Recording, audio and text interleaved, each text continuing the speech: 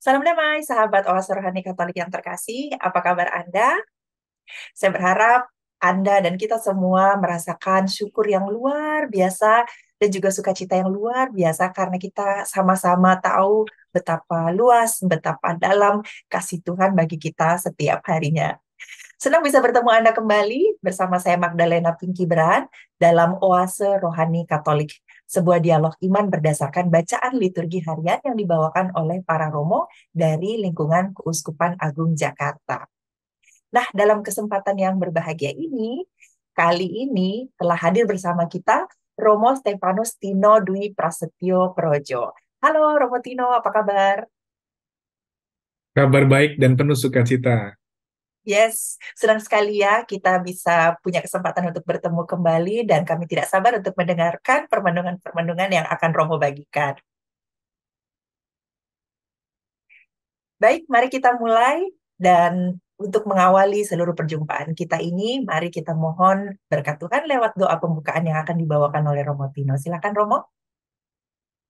Baik, Mbak Pinky dan juga sahabat Oase Rohani Katolik dimanapun Anda berada. Mari kita memulai permenungan kita mengawalinya dengan doa. Kita buka dengan tanda kemenangan Kristus dalam nama Bapa, Putra, dan Roh Kudus. Amin. Tuhan yang Maha Kasih, syukur dan terima kasih atas berkat-berkat-Mu yang berlimpah di dalam kehidupan kami. Tak jarang karena kerapuhan dan kelemahan kami, membuat kami kadang kesulitan untuk memahami makna di dalam kehidupan kami, mengalami kesulitan untuk memahami dan mengerti apa yang menjadi kehendak-Mu di dalam hidup kami. Kami mohon ya Tuhan dengan terang sabda-Mu ini, tuntunlah langkah hidup kami, bimbinglah kami agar kami pun pada saatnya senantiasa mengerti dan memahami dan juga berkenan di hadirat-Mu. Demi Kristus Tuhan dan pengantara kami. Amin. Dalam nama Bapa dan Putra dan Roh Kudus. Amin. Bacaan pertama, bacaan dari Kitab Kebijaksanaan. Kasihilah kebenaran, hai para penguasa dunia. Hendaklah pikiranmu tertuju kepada Tuhan dengan tulus ikhlas, dan carilah Dia dengan tulus hati. Ia membiarkan dirinya ditemukan oleh orang yang tidak mencobainya. Ia menampakkan diri kepada semua yang tidak menaruh syak kuasangka terhadapnya. Pikiran bengkang-bengkung menjauhkan dari Allah, dan orang bodoh yang menguji kekuasaannya pasti dienyahkan. Sebab kebijaksanaan tidak masuk ke dalam hati keruh dan tidak pula tinggal dalam tubuh yang dikuasai dosa. Roh pendidik yang suci menghindarkan tipu daya dan pikiran pandir dijauhinya.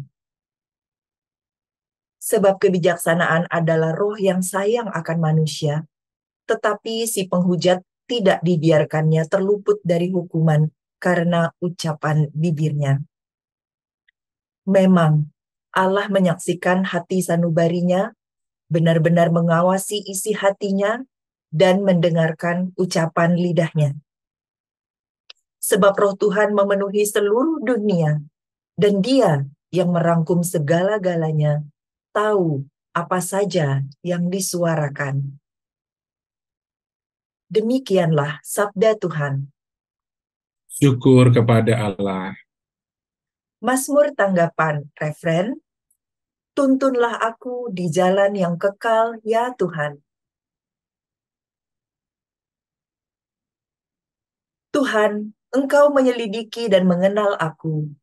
Engkau mengetahui apakah aku duduk atau berdiri. Engkau mengerti pikiranku dari jauh. Engkau memeriksa aku kalau aku berjalan dan berbaring. Segala jalanku kau maklumi. Referen, Tuntunlah aku di jalan yang kekal ya Tuhan. sebab sebelum lidahku mengeluarkan perkataan, sesungguhnya semuanya telah kau ketahui ya Tuhan. Dari belakang dan dari depan engkau mengurung aku, dan engkau menaruh tanganmu di atasku. Terlalu ajaib bagiku pengetahuan itu, terlalu tinggi, tidak sanggup aku mencapainya. Referen, Tuntunlah aku di jalan yang kekal ya Tuhan. Kemana aku dapat pergi menjauhi roh-Mu? Kemana aku dapat lari dari hadapan-Mu? Jika aku mendaki langit, Engkau di sana. Jika aku menaruh tempat tidurku di dunia orang mati, Engkau pun ada di situ. Referen. Tuntunlah aku di jalan yang kekal ya Tuhan. Jika aku terbang dengan sayap fajar dan membuat kediaman di ujung laut, di sana pun tanganmu akan menuntun aku, dan tangan kananmu memegang aku. Referen. Tuntunlah aku di jalan yang kekal ya Tuhan. Kini kita siapkan hati kita untuk mendengarkan Injil Tuhan. Haleluya, haleluya, haleluya. Haleluya, haleluya, haleluya.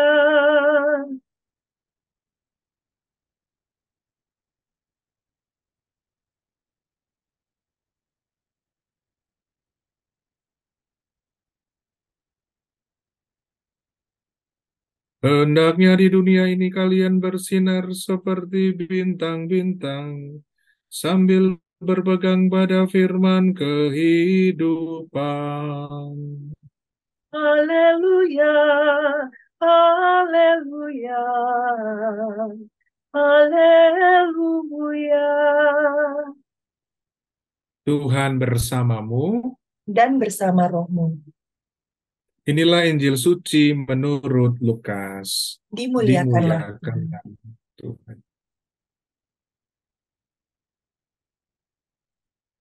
Yesus berkata kepada murid-muridnya, "Tak mungkin tidak akan ada penyesatan, tetapi celakalah orang yang menyebabkannya.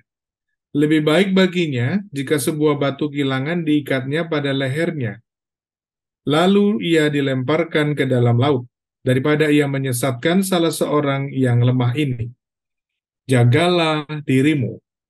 Jika saudaramu berbuat dosa, tegurlah dia, dan jika ia menyesal, ampunilah dia. Bahkan jika ia berbuat dosa terhadapmu 7 kali sehari, dan 7 kali ia kembali kepadamu dan berkata, Aku menyesal, engkau harus mengampuni dia." Lalu para rasul berkata kepada Tuhan, "Tambahkanlah iman kami." Tetapi Tuhan menjawab, "Jika kalian memiliki iman sebesar biji sesawi, kalian dapat berkata kepada pohon ara ini, 'Tercabutlah engkau dan tertanamlah di dalam laut,' maka pohon itu akan menuruti perintahmu." Demikianlah sabda Tuhan. Terpujilah Kristus. Baik, mari kita mulai sesi yang pertama. Romo, dari bacaan hari ini sangat menarik yang kita dengarkan dari kitab kebijaksanaan dan juga dari Injil Lukas. Permenungan apa yang bisa kita dapatkan dari bacaan yang kita dengarkan hari ini? Romo, silakan. Iya, baik Mbak Pinky dan juga sahabat Oase Rohani Katolik yang dikasihi Tuhan.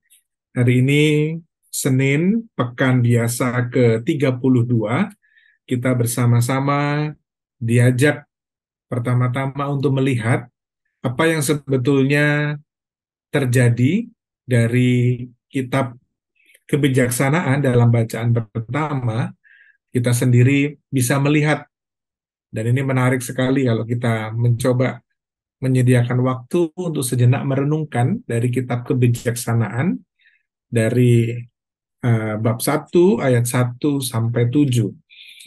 Dalam hal ini kita melihat perspektif yang mau ditunjukkan kepada kita orang beriman, bagaimana pembebasan umat Israel dari perbudakan di Mesir diceritakan dengan perspektif hikmat Allah.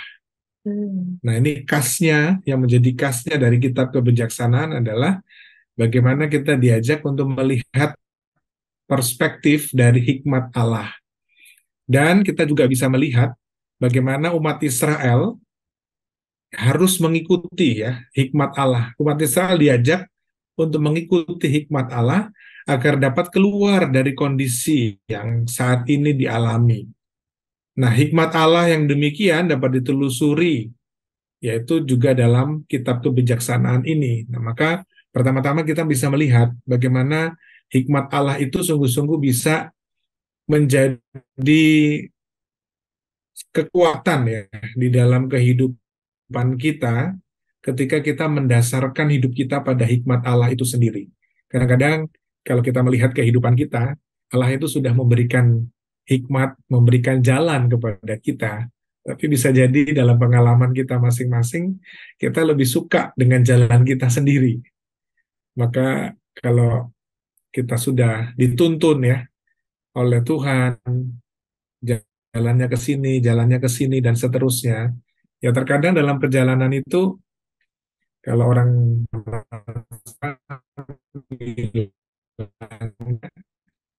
sok tahu gitu, kita suka pakai jalan kita sendiri, Iya, alhasil yang terjadi adalah mungkin bisa jadi kita senang ya dengan jalan kita sendiri, tetapi bisa jadi yang terjadi adalah kita tersesat dengan iya. jalan kita sendiri karena kita melupakan ya rahmat hikmat Allah yang senantiasa menuntun setiap perjalanan hidup kita. Maka menarik Mbak Pinkan dan juga sahabat Oase Rohani yang kita kasih, kalau kita melihat dari bacaan pertama, bagaimana hal-hal yang ya namanya juga kitab kebijaksanaan ya, kita diajak untuk hari demi hari hidup semakin bijaksana di hadapan Tuhan dan di hadapan sesama. Tetapi bukan karena saya sebagai manusia secara pribadi, tetapi menyadari rahmat itu sudah diperlengkapi Allah kepada manusia. Maka menarik bagi saya kalau kita membaca lebih teliti, lebih jeli di dalam bacaan pertama, dikatakan demikian. Hendaklah pikiranmu tertuju kepada Tuhan dengan tulus hati, atau dengan tulus ikhlas. Dan carilah dia dengan tulus hati. Nah ini satu kalimat sederhana yang kalau kita coba merenungkan dalam kehidupan kita, ini ternyata tidak mudah, tidak selalu mudah. Ketika melihat pikiran kita sehari-hari, bahkan mungkin setiap saat, bisa jadi pikiran kita itu melayang-layang, nggak jelas, nggak tahu kemana gitu ya. Iya. Bisa jadi juga dalam pekerjaan kita, pelayanan kita sehari-hari, dari pagi bangun gitu ya. Dari pagi kita bangun, nah yang biasa dilihat pertama apa pilihannya? Kita berdoa Iya. atau kita cek handphone kita? Harus diakui, emang rata-rata pasti cek handphone nih Romo. Begitu ya. Ya, itu kan Ini sebuah kebiasaan yang harus satu, ini lagi ya, dievaluasi lagi nih kayaknya. Harus langsung meraih kitab suci harusnya ya, Romo. ya itu kan satu satu kebiasaan kita ya. Ya bisa jadi kita pegang handphone terus kita membuka kitab suci online juga bisa. Iya, sebenarnya bisa Nggak ya, apa-apa Romo. juga. Iya. Sangat mungkin sekali. Tapi ketika orientasi kita dari awal pagi, kita dianugerahi hari yang baru, kita dianugerahi nafas yang baru. Nah, apa yang kita lakukan pertama-tama? Yang satu pasti adalah bagaimana kita mengarahkan hati dan pikiran kita, ya kita mengucap syukur atas berkat yang Tuhan berikan dalam hidup kita. Maka kalau dalam Ekaristi ya, Mbak Pinkan dan sahabat puasa rohani Katolik, dalam privasi ya, kita mengingat ya, kan dikatakan di sana, marilah mengarahkan hati ya kepada Tuhan. Sudah kami arahkan, maka kita tidak sebetulnya ya pikiran kita, hati kita itu semakin terarah kepada Tuhan. Ya, dalam kesulitan, penderitaan, dalam mungkin kita mengalami sakit. Nah, hal semacam ini yang coba kita refleksikan dalam pengalaman hidup kita masing-masing. Sejauh mana aku sungguh-sungguh semakin mengarahkan hatiku, mengarahkan pikiranku kepada Tuhan dengan hikmat Allah yang sudah dianugerahkan kepada kita manusia. Itu bacaan pertama yang satu dua hal yang bisa kita renungkan dalam perjalanan hidup kita masing-masing. Atau jangan-jangan selama ini saya ya sudah mengalir ya, menjalani hidup bahkan mungkin tanpa arah. Ya udahlah Romo, let it flow aja, kita ikutin arus aja. Arus dunia mau kemana kita ikuti dan lain sebagainya. Tapi kita lupa bahwa hidup kita semata-mata bukan hanya mengikuti arus dunia, tetapi kita diajak mengingat kembali bahwa kita adalah pribadi Kristiani, pribadi orang beriman yang diajak hari demi hari untuk semakin mencapai kesempurnaan kasih, yaitu mencapai kekudusan. Nah, inilah dalam kehidupan kita konkret sehari-hari, dalam keluarga misalnya, suami dan istri. Nah, bagaimana juga bersama-sama diajak untuk bagaimana mengarahkan hati dan pikiranku kepada Tuhan. Salah satu contoh sederhananya dalam keluarga apa misalnya suami dan istri. Ya, kalau ada cekcok, ya, beda pendapat, lalu bisa diselesaikan dengan baik-baik tanpa harus marah-marah misalnya. Hal yang sangat sederhana bisa kita lakukan dalam kehidupan kita sehari-hari. Atau misalnya suami dan istri, yang satu pengennya ke A, yang satu pengennya ke B. Lalu bagaimana hal ini bisa disikapi dengan bijaksana? Yang satu mencoba untuk ya pelan-pelan mengurangi egonya, yang satu juga pelan-pelan mengurangi egonya. Nah, ketika hati dan pikiran kita dikuasai oleh Allah, maka yang muncul dalam perwujudannya adalah cinta kasih. Yang muncul adalah kebijaksanaan. Tapi kalau sudah dalam pikiran dan hati kita dikuasai oleh cara hidup pandang dunia, yang terjadi adalah egoisme, individualisme, dan lain sebagainya. Nah, ini yang dalam kacamata kita diingatkan hari ini, Mbak Pinkan dan juga sahabat Oase Rohani Katolik, dan juga saya secara pribadi diingat bagaimana hati, kan mungkin seluruh panca indera kita ya, kita mengarahkan semuanya itu ya di dalam rahmat dan hikmat Allah. Sehingga pada saatnya ya kita sungguh-sungguh bisa berdiskresi. Nah, ini dalam bahasa yang lebih sederhana, lebih diskresi. Tadi kalau misalnya dikatakan ada pikiran yang bengkang-bengkung ya, Itu pikiran yang pikiran bagaimana yang tuh maksudnya? macam-macam. Romo, Nah, kita bengkak-bengkak tuh maksudnya. diarahkan lagi. Ya, ini banyak banyak banyak perspektif yang bisa kita pakai ya dengan analisa atau tafsir yang lain. Itu kan jelas ya pikiran yang bengkang-bengkung menjauhkan dari Allah. Berarti pikiran yang tidak baik, Hmm. pikiran yang kotor, pikiran yang jahat, pikiran yang melenceng dari jalan Tuhan, ya kan?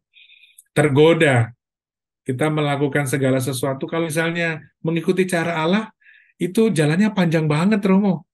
Terlalu makan banyak waktu. Maka ya udah kita cut, kita pangkas pakai jalan yang lebih instan. Tapi segala sesuatu, cara-cara yang tidak baik sekalipun kita lakukan. Nah itu, pikiran bengkang-bengkung itu kan artinya kita akhirnya tergoda untuk melakukan hal-hal yang tidak berkenan di hadirat Allah. Sehingga akhirnya kita memilih jalan sesuai dengan keinginan saya. Nah itu hal-hal yang mesti kita refleksikan bersama sehingga apa? Sehingga pada saatnya kita juga bisa menuntun hidup, mengarahkan hidup kita, hati kita dengan kebijaksanaan. Dengan demikian, kita tidak masuk ke dalam hati yang keruh, dikatakan di sana, dan tidak pula tinggal dalam tubuh yang dikuasai dosa. Maka kuncinya, ya, salah satu kuncinya adalah ya kebijaksanaan itu. Maka wisdom itu harganya mahal, Mbak Pinkan. Tidak ada tidak ada toko wisdom itu nggak ada ya. Mintanya kepada Tuhan Yesus supaya rahmat kebijaksanaan itu sungguh-sungguh bisa aku hidupi. Tentu tidak selalu mudah ya, Mbak Pinkan dan sahabat Oase Rohani Katolik. Tapi kita mau terus mengusahakan, mau terus mengolah, mau terus merefleksikan sehingga sungguh-sungguh ya hati dan pikiran kita sekali lagi semakin terarah. Dan ini butuh yang namanya latihan, butuh yang namanya pembiasaan.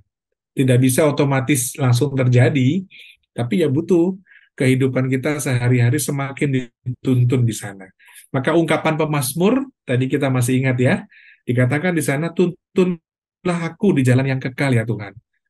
Maka pemazmur sendiri juga memohon ya, maka kita sebagai orang beriman juga memohon supaya langkah dan hidup kita pun juga dituntun hari demi hari, pun juga semakin terarah. Ya, kadang-kadang kita sudah diberi rel sedikit-sedikit belok gitu ya, tapi ya akhirnya diingatkan lagi, ayo kembali lagi ke jalan atau ke rel yang sudah Tuhan siapkan buat kita. Begitu, Mbak Pinkan dan juga sahabat Oase Rohani Katolik. Wah, terima kasih sekali Romo. Tapi juga jadi ada pertanyaan berikutnya. Jadi ini sebenarnya kita harus bijaksana supaya kita bisa menjauhi dosa, atau kita menjauhi dosa dulu baru kita bisa bijaksana ya sebenarnya ya Romo. Itu pertanyaan yang pertama. Kemudian yang kedua, Romo, bagaimana ya caranya dalam hari-hari kita yang begitu sibuk dan begitu banyak pandangan di luar sana yang mungkin tidak semuanya sesuai dengan apa yang sudah Tuhan tetapkan atau tidak sesuai dengan jalan yang Tuhan sudah berikan gitu ya. Kita bisa semacam ada checkpoint gitu ya Romo buat kita nih untuk balik lagi ke jalan Tuhan. Tadi seperti Romo bilang, kita kayaknya seneng belok, seneng cari tantangan nih kayaknya gitu ya Romo gitu, bukan ngikutin jalan Tuhan. Bagaimana caranya kita supaya tetap teguh berada di jalan Tuhan, karena begitu banyak Iya, pilihan yang ada di luar sana. Dan jawaban atas pertanyaan ini Romo sekaligus juga akan menjadi penutup sesi kita yang pertama. Silakan Romo. iya baik. Terima kasih Mbak Pinkan dan sahabat Oase Rohani Katolik yang terkasih. Tentu kalau diberi pertanyaan demikian, mana duluan nih ya? Sikap bijaksana dulu, lalu kita menjauhi dari dosa, atau menjauhi dari dosa dulu, lalu kita hidup bijaksana. Ya masing-masing pribadi mungkin punya pilihan jawabannya. Tapi kalau saya ditanya, ya saya menjawabnya adalah sederhana sekali. Bagaimana hidup kita semakin mengarahkan diri kepada sang kebijaksanaan itu, karena sang kebijaksanaan itu ya adalah Tuhan sendiri. Maka itu yang menjadi pertama-tama pegangan hidup kita. Lalu harapannya dengan kita semakin hidup bijaksana, kita bisa memilih mana yang mesti kita lakukan, mana yang tidak perlu kita lakukan, mana yang baik, mana yang buruk. Itu saja terkadang kita juga kadang-kadang masih bisa luput, ya kan? Kita sudah mengusahakan hidup bijaksana, hidup baik, ya godaan itu memang lebih besar. Maka dikatakan dalam perikop yang lain, daging itu memang lemah, Mbak Pinkan. Dan kita akhirnya sering jatuh ya ke dalam dosa. Maka itulah tantangan hidup kita. Maka mengolah diri, berlatih diri untuk semakin hari semakin bijaksana, serupa dengan sang kebijaksanaan itu sendiri, ya itulah menjadi perjuangan kita sehari-hari. Dengan harapan ya, kita pada akhirnya sungguh-sungguh bisa mengalami rahmat dan cinta Tuhan dalam kehidupan kita, sehingga kita tahu persis berdiskresi, memilih dan memilah mana yang mesti kita lakukan, mana yang membuat kita semakin dekat dengan Tuhan, mana yang membuat kita semakin menjauhkan diri dari Tuhan. Nah, itu yang perlu kita lakukan. Lalu yang kedua, ya bagaimana dalam kehidupan kita sehari-hari. Nah, ini memang sekali lagi kita butuh latihan. Maka ada yang namanya latihan fisik, latihan mental, juga ada latihan rohani, ya kan? Ya, betul. Maka dalam rohani sendiri pun ya kita juga mesti berlatih. Dalam ekaristi misalnya, kita tidak hanya sekedar hadir karena wajib ekaristi, tetapi sungguh-sungguh mengalami rahmat cinta Tuhan di dalam ekaristi, sehingga ketika kita selesai merayakan ekaristi, kita diutus ya. Di bagian terakhir jelas ya, kita diutus sebagai utusan-utusan Allah yang sungguh-sungguh bisa mewartakan rahmat dan hikmat Allah bukan untuk diri sendiri, tetapi juga untuk sesama kita, keluarga kita, komunitas kita, atau siapapun yang bersama dengan kita yang kita jumpai. Sehingga ketika kita dihadapkan dengan pilihan-pilihan di dunia, dalam pekerjaan kita, dalam keluarga kita, nah, kita semakin dibawa dalam alam kesadaran. Maka penting sekali kita berlatih hidup kita hari demi hari dalam keadaan kesadaran. Sehingga apa yang kita pikirkan, apa yang kita katakan, apa yang kita lakukan, moga-moga ini sungguh-sungguh dalam kesadaran kita semakin mengarahkan diri, semakin serupa dengan sang kebijaksanaan itu. Supaya apa yang aku pikirkan, yang aku katakan, dan apa yang aku lakukan, itu bukan semata-mata karena aku manusia, tetapi aku semakin mengarahkan diri kepada sang kebijaksanaan itu sendiri. Semoga melalui pengalaman ini, tekun di dalam uh, membaca kitab suci, tekun beribadah, tekun berekaristi, lalu juga di dalam kehidupan sehari-hari kita bisa mewartakan berkat itu kepada banyak orang. Nah, itulah bentuk latihan-latihan kita, sehingga hari demi hari kita semakin terarah. Nah, karena kalau nggak pernah dilatih, nggak pernah dibiasakan, ya nanti lama-lama ya baunya kita itu ya seperti baunya dunia, Ya, sehingga akhirnya kita hanyut, ya semakin hari semakin hanyut. Lalu kita tidak punya batasan-batasan, tidak punya warning ya dalam diri kita. Wah, ini kayaknya saya sudah melenceng nih. Wah, kayaknya sudah keluar dari jalur nih. Oh, kayaknya saya sudah begini dan seterusnya. Sehingga latihan-latihan rohani semacam ini yang semakin hari semakin dibutuhkan dalam kehidupan kita. berarti kita jangan pernah berhenti, jangan pernah lelah untuk terus latihan ya Romo. Kita tahu kalau kita Ya. mau pintar atau mau menguasai satu bidang, kita harus terus berlatih. Tadi seperti yang Romo katakan, kita sadar sekali itu, tapi pas bagian rohani ini kita cepat menyerah nih kayaknya Romo. Kita sama-sama saling mengingatkan untuk ke depannya, kita tidak pernah berhenti, tidak pernah menyerah untuk terus berlatih, tidak cepat putus asa pada saat kita lagi-lagi jatuh, lagi-lagi gagal, sama-sama saling menguatkan dan saling meneguhkan. Baik Romo, terima kasih sekali untuk penjelasannya yang amat sangat luar biasa di sesi yang pertama ini. Dan sahabat Oase Rohani Katolik yang terkasih, kita masih akan melanjutkan lagi perbincangan kita dan juga permenungan kita. Tapi setelah yang berikut ini, jangan kemana-mana.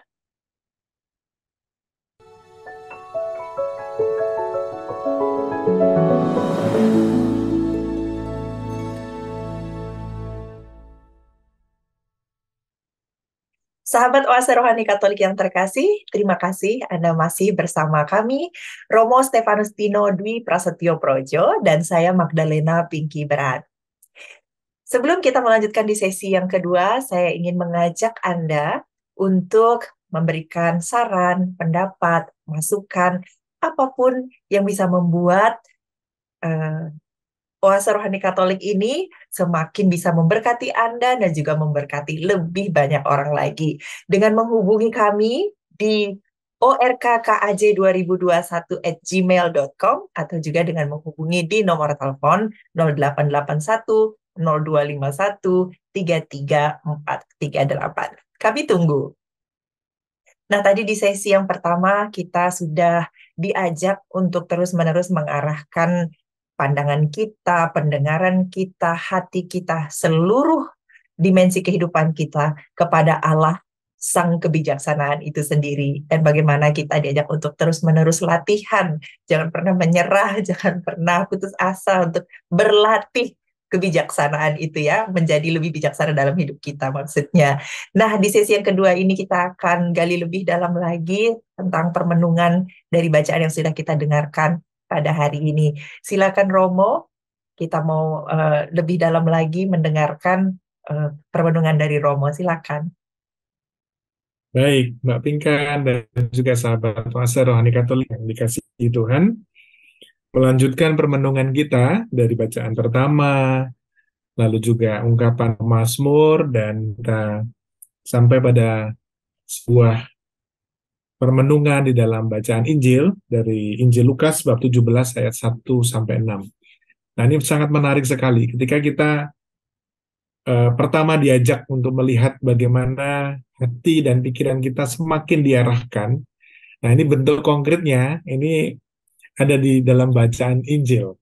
Ketika kita melihat bagaimana uh, ya entah permasalahan, entah apapun lah yang terjadi dalam kehidupan kita.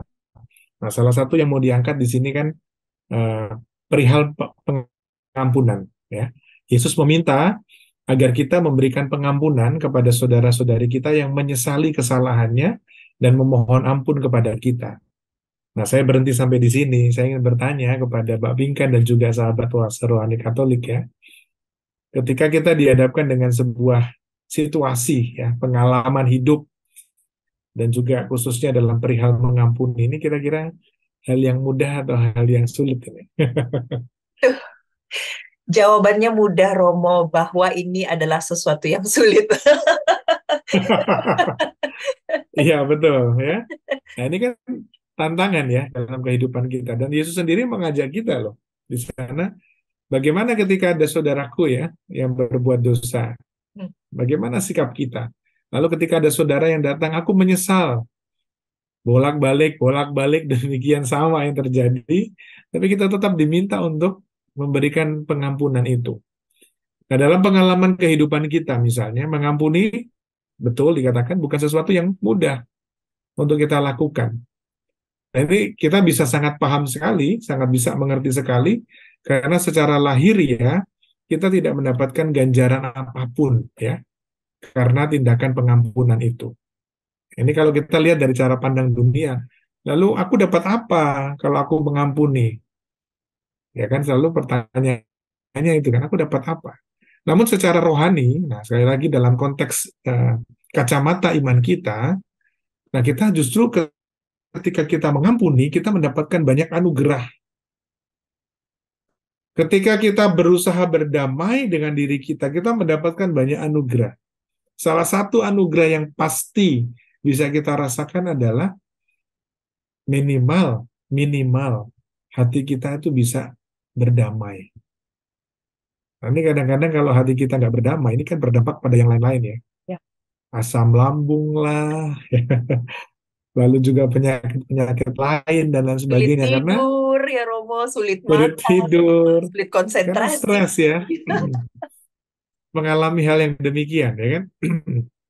Maka dalam kacamata ini, saya mencoba merefleksikan, ya pengampunan itu, ya pertama-tama bukan hanya soal perasaan ya, tetapi bagaimana kita diajak untuk mengambil sebuah keputusan atas pengampunan itu. Maka misalnya saja, kalau saya punya rasa kasihan dengan Mbak Pinkan, lalu saya mengampuni. Lalu nanti pada saatnya rasa kasihan saya hilang. Lalu apakah saya tidak mengampuni? Enggak. Tetapi soal pengampunan ini adalah sebuah keputusan dalam kehidupan kita. Iya, aku mau mengampuni sesamaku. Karena sebagaimana yang kita pahami bersama, bahwa perasaan kita itu kan setiap hari bisa berubah-ubah ya, Mbak Pinkan ya. Ya. Setiap hari kita bisa, ya kadang-kadang kalau pas lagi moodnya baik, ya aku mengasihi. Tapi kalau pas lagi moodnya nggak baik, ya aku nggak mengasihi. Kalau yang menguntungkan, aku mengasihi. Tapi kalau membuat itu rugi, aku nggak mau mengasihi. Apa untungnya buat aku? Dan seterusnya. Itu kan perasaan kita seringkali berubah-ubah. Apakah kita tidak mau mengampuni bila kita tidak punya perasaan kasih kepada sesama kita misalnya? Maka dalam konteks ini saya mengambil sebuah refleksi sederhana. Ya pengampunan itu bicara bukan hanya soal perasaan, tetapi kita bagaimana memutuskan, ya, mengambil keputusan. Artinya saya dengan sadar, ya, sekali lagi ya kita selalu bawa dalam sebuah kesadaran ya. Saya sadar memutuskan untuk mengampuni. Entah pada saat itu mungkin hati saya lagi berkecamuk, entah hati saya mungkin lagi panas dan lain sebagainya. Ya ini tentu kalau kita hadapkan dalam situasi konkret ya tidak selalu mudah seperti yang saya katakan. Tetapi sekali lagi ya inilah kita bentuk latihan rohani kita, ya kan? Kita mengambil keputusan untuk mengampuni karena kita tahu. Nah, kesadaran kita, karena kita tahu bahwa Yesus mengajarkan hal itu kepada kita. Dan lagi, kita pun sadar bahwa bila kita tidak mau mengampuni, bila kita menyimpan rasa sakit hati kita, rasa dendam kita ya kepada sesama kita, maka hal itulah yang juga akan menghancurkan hidup kita. Nah, maka kesadaran ini yang justru kita dapatkan dari kitab kebijaksanaan, bagaimana hati dan pikiran kita selalu diarahkan kepada Tuhan, supaya apa? Supaya hidup kita ini dikuasai oleh hikmat Allah itu sendiri, sehingga ketika kita mengalami situasi yang tidak mudah, terutama juga perihal pengampunan ini, wah kalau sekali, dua kali mungkin oke gitu ya. Tapi kalau berkali-kali kita mengalami hal yang semacam ini, kalau ungkapan pemazmur, siapa yang dapat tahan ya? Nah, ini yang kadang-kadang tidak mudah. Dalam pertemanan misalnya, mengkhianati satu dengan yang lain. Bahkan mungkin dalam perihal pasangan suami dan istri juga sama. Maka saya selalu mengatakan sederhananya, kalau bicara mengenai perkawinan misalnya, contoh, perkawinan itu apa sebetulnya? Oke, mengasihi laki-laki dan perempuan dengan dasar cinta. Tapi itu nggak cukup, hanya itu saja. Memberikan diri, saling memberikan diri satu dengan yang lain. Iya, memberikan diri sampai pada apa? Sampai pada yang namanya pengorbanan. Maka ketika kita ngomong kita mengasihi, ketika kita mengatakan kita mengasihi, maka tangannya tuh mengasihi kan begini ya, Mbak Bingkan dan sahabat Roasa. Tapi kalau mengasihi lalu tangan kita begini, berarti kita ingin mendapatkan. Nah, ketika kita mengasihi, berarti memberi, berarti kan? Kasih, mengasihi, berarti kita memberi. Nah, ketika memberi, ada sesuatu yang lepas dari diri kita. Memberikan pengampunan, ya, berarti ada sesuatu yang harus aku lepaskan dalam diriku. Ya, itu mungkin perasaan, ya, rasa sakit hati, rasa dendam. Nah, itu aku lepaskan. Nah, ini persis yang tidak mudah dan menjadi perjuangan kita bersama. Maka dibutuhkan sebuah kebijaksanaan, ya, rahmat kebijaksanaan yang sungguh-sungguh bisa sampai pada rahmat pengampunan itu. Maka dikatakan di sana yang paling paling sederhana, lalu para rasul berkata kepada Tuhan, tambahkanlah iman kami. Maka ini kalau boleh disejajarkan, ya ini tambahkanlah rahmat kebijaksanaan itu. Supaya bukan hanya aku mengerti dan memahami dalam kerangka berpikir manusia saja, kita tahu ya, kerangka berpikir manusia kita kan sangat terbatas.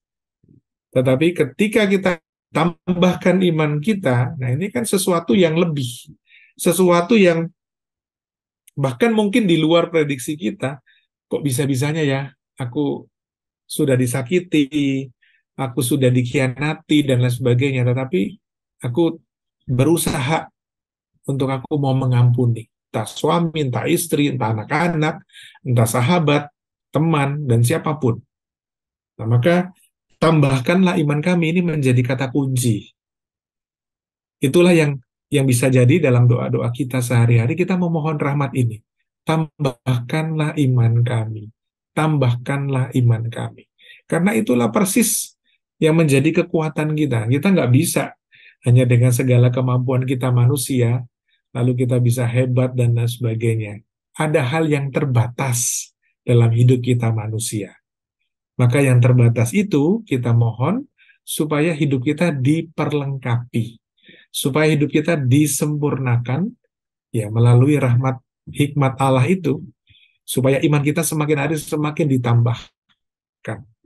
Sehingga ketika kita menghadapi situasi yang semacam ini, bukan berarti lalu terus mudah gitu ya, celing gitu ya, mengampuni gitu ya dengan mudah. Tetapi ya tentu dalam proses ya, kita semakin hari semakin didewasakan, semakin hari semakin ya mengarah kepada kebijaksanaan hidup sendiri. Kita sama melihat bagaimana perumpamaan dikatakan di sana, kalau imanmu sebesar biji sesawi kan kecil banget sebetulnya ya, kalau kita lihat gambarannya. Tapi kalau kita punya iman sebesar biji sesawi saja, kita bisa ngomong, mengatakan di sana, pohon ara gitu ya, tercabutlah engkau dan tertanamlah di dalam laut, maka pohon itu akan menuruti perintahmu. Maka kalau hidup kita sehari-hari dengan latihan rohani kita bertumbuh di dalam iman, di dalam pengharapan, di dalam cinta kasih. Ya, moga-moga ketika kita boleh menghadapi aneka macam tantangan, bahkan kesulitan dan penderitaan dalam hidup kita, kita bisa mencoba belajar dan berani memaknai. Nah, ini yang yang menjadi refleksi bersama adalah terkadang kita dalam hidup kita di zaman yang sekarang ini, kita tidak mampu atau bahkan kita tidak berani untuk memaknai hidup kita.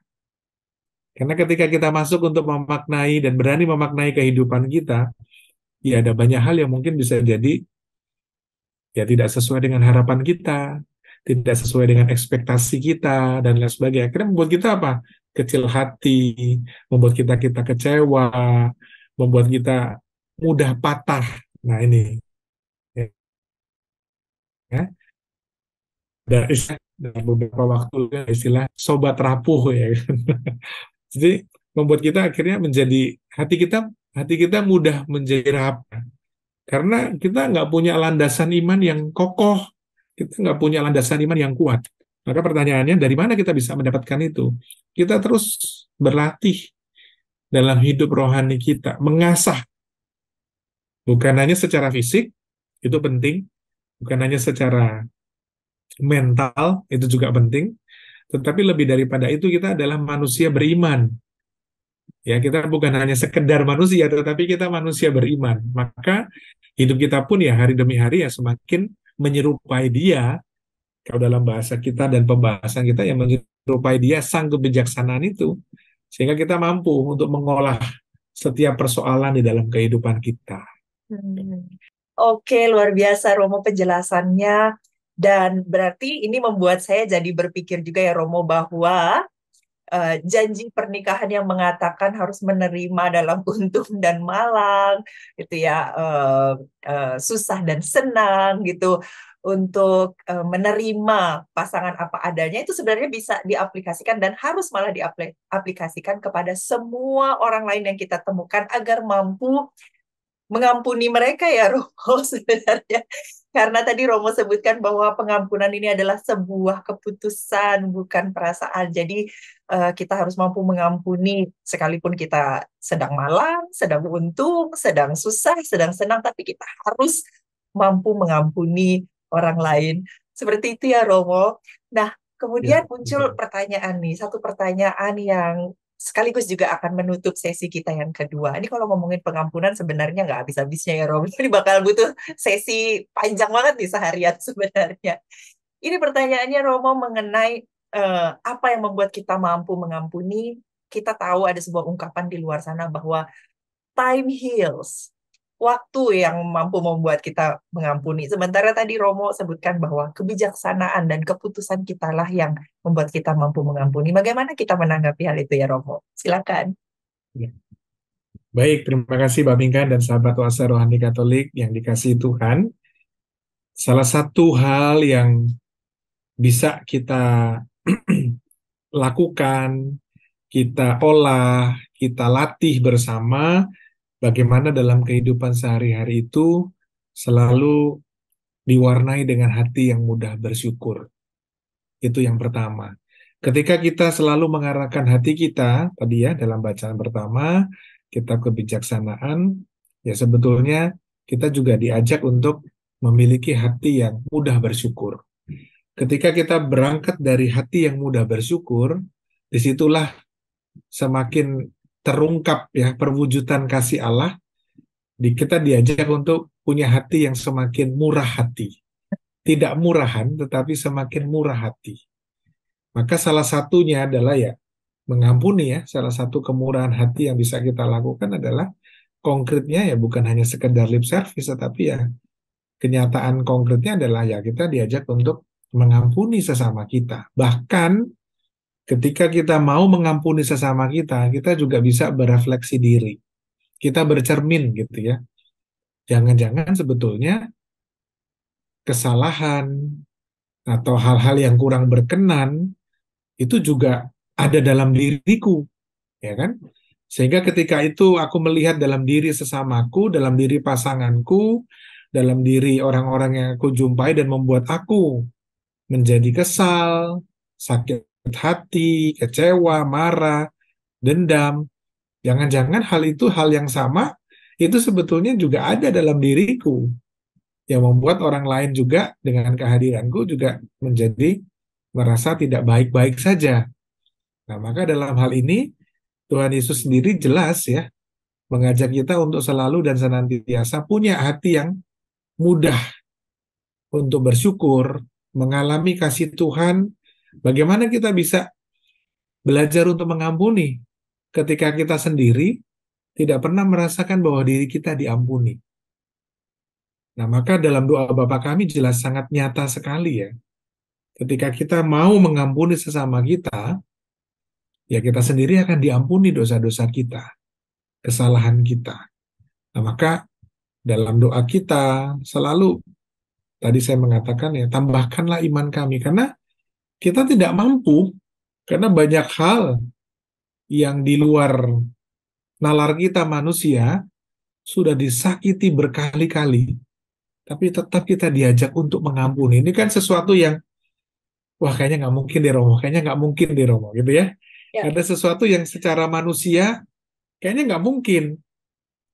Tetapi ketika kita sungguh-sungguh berangkat dari hikmat Allah itu tadi, maka bagi saya ini ternyata kitab kebijaksanaan ini sebuah modal ya, Hmm. yang bisa memperteguh iman kita gitu ya. Dan kita juga diteguhkan dalam bacaan ini, juga tambahkanlah iman kami. Ya karena hal-hal yang di luar nalar kita manusia tidak mampu kita melakukan itu karena keterbatasan kita manusia, tetapi rahmat dan nikmat Allah yang justru memampukan. Nah, maka saya secara pribadi dan sangat sederhana sekali, kalau kita selalu dikuasai dengan hati yang mudah bersyukur, itu hati kita bisa damai ya. Ya. Hati kita boleh merasakan kegembiraan dan kebahagiaan di tengah aneka macam ya godaan-godaan yang membuat kita acap kali apa ya, marah, kecewa, sedih, sakit hati dan lain sebagainya. Tetapi kalau masih ada dalam relung hati kita kecil aja ya, nggak perlu besar-besar, tapi tidak kehilangan hati yang mudah bersyukur, itulah yang dinamakan kerajaan surga hadir di tengah dunia ya. Kita boleh merasakan kedamaian itu, rahmat pengampunan itu karena kita sadar ya aku sendiri pun menjadi pribadi yang tidak sempurna, dan bahkan aku sendiri pun juga banyak dosa dan kesalahan. Karena kita ini rapuh ya, Mbak Pinkan dan sahabat kuasa rohani Katolik. Ya. Kita rapuh, kita lemah. Maka ketika kita melihat hal yang serupa dalam diri sesama kita, dalam diri pasangan kita, dalam diri orang-orang yang kita jumpai, nah kalau kita dikuasai dengan hati yang mudah bersyukur, nah kita tetap bisa merangkul sesama kita. Ya. Ya mungkin ini tidak sekali jadi ya, tadi apa, time healing ya. Ya Ya. nanti waktu yang pada saatnya sungguh-sungguh bisa membantu kita untuk sampai pada sebuah rahmat pengampunan itu sendiri. Maka saya terkesan di bagian terakhir, mungkin kita juga pernah tahu eh, Henry Nouwen itu juga pernah mengatakan dalam bukunya, yang terluka yang menyembuhkan. Nah ini bagi saya eh, sangat konkret sekali ya. Ketika kita merasa diri kita terluka, lalu kita menjadi pribadi yang terpuruk, kita tidak hanya berdiam diri pada keterpurukan kita, tapi kita diajak dalam hikmat Allah, kita boleh mengalami rahmat kesembuhan itu, mengalami rahmat pemulihan itu, sehingga ketika kita berjumpa dengan sesama kita yang mungkin pernah mengalami hal yang serupa, kita bisa menjadi penyembuh-penyembuh yang sederhana dalam kehidupan kita. Luar biasa Romo, kita semakin diteguhkan, semakin dikuatkan lagi untuk memohon rahmat, kebijaksanaan agar mampu mengampuni, mampu memaknai dalam kehidupan kita ya Romo. Jadi mungkin selama ini kita punya begitu banyak list doa ya Romo, tapi yang tidak boleh kita lupakan itu adalah pertama-tama dan terutama mintalah rahmat kebijaksanaan ini ya Romo, agar kita Ya. punya sebuah senjata yang mumpuni untuk melalui hari-hari kita setiap harinya. Baik Romo, ini menjadi penutup dari seluruh permenungan kita dalam kesempatan kali ini. Saya merasa amat sangat diberkati dan saya percaya seluruh sahabat Oase Rohani Katolik juga diberkati. Mari agar semua yang sudah kita dengarkan hari ini benar sungguh tertanam dalam hati kita dan mampu kita jalankan dalam kehidupan kita. Romo, saya mohon Romo menutup sesi kita dengan doa penutup dan juga berkat penutup. Silakan. Baik, sahabat Oase Rohani Katolik yang terkasih, mari kita akhiri permenungan kita. Kita membawa semua doa, harapan, dan juga permohonan dalam hati kita satukan dalam doa penutup. Dalam nama Bapa dan Putra dan Roh Kudus. Amin. Tuhan yang Maha Kasih, syukur dan terima kasih atas rahmat dan berkat yang berlimpah setiap hari yang boleh kami rasakan dalam kehidupan kami. Sebagaimana para rasul-Mu yang senantiasa berseru, tambahkanlah selalu iman kami pun juga ingin menyerukan kepadamu ya Tuhan, Engkau senantiasa menambahkan iman kami, agar kami pun sungguh-sungguh dengan iman yang teguh, harapan yang tak kunjung putus, yang selalu dan senantiasa menjadi landasan di dalam kehidupan iman kami, sehingga kami pun sungguh-sungguh dimampukan untuk senantiasa dengan rahmat kebijaksanaan terus melangkah di dalam kehidupan kami, di dalam peziarahan hidup kami, sehingga kami pun sungguh-sungguh semakin mewartakan kasih dan juga kegembiraan bagi setiap saja yang kami jumpai. Semoga melalui sabdamu ini, kami pun senantiasa semakin diteguhkan iman kami, harapan kami dan cinta kami kepadamu, agar orang-orang yang kami jumpai pun juga boleh merasakan kasih dan berkat-Mu yang berlimpah dalam hidup mereka. Dan pada saatnya kami sungguh boleh menjadi berkat-berkat bagi banyak orang, dan hidup kami pun juga boleh menjadi terang bagi sesama kami. Demi Kristus Tuhan dan pengantara kami. Amin. Tuhan bersamamu. Dan bersama rohmu. Semoga kita semua, orang-orang yang kita doakan, keluarga dan komunitas kita, tugas karya dan pelayanan kita, senantiasa dilindungi, dibimbing, dan diteguhkan oleh berkat Allah yang Maha Kuasa, Bapa dan Putra dan Roh Kudus. Amin. Baik, terima kasih Romo telah bersedia memberikan permenungan yang luar biasa pada hari ini. Semoga kita bisa ketemu lagi di lain kesempatan ya. Baik, sahabat Oase Rohani Katolik yang terkasih, demikianlah acara Oase Rohani Katolik dalam kesempatan kali ini. Romo Stefanus Tino Dwi Prasetyo Projo dan saya Magdalena Piki Beran mohon pamit. Sampai ketemu lagi di lain kesempatan. Salam damai. Tuhan Yesus memberkati. Terima kasih, Tuhan memberkati.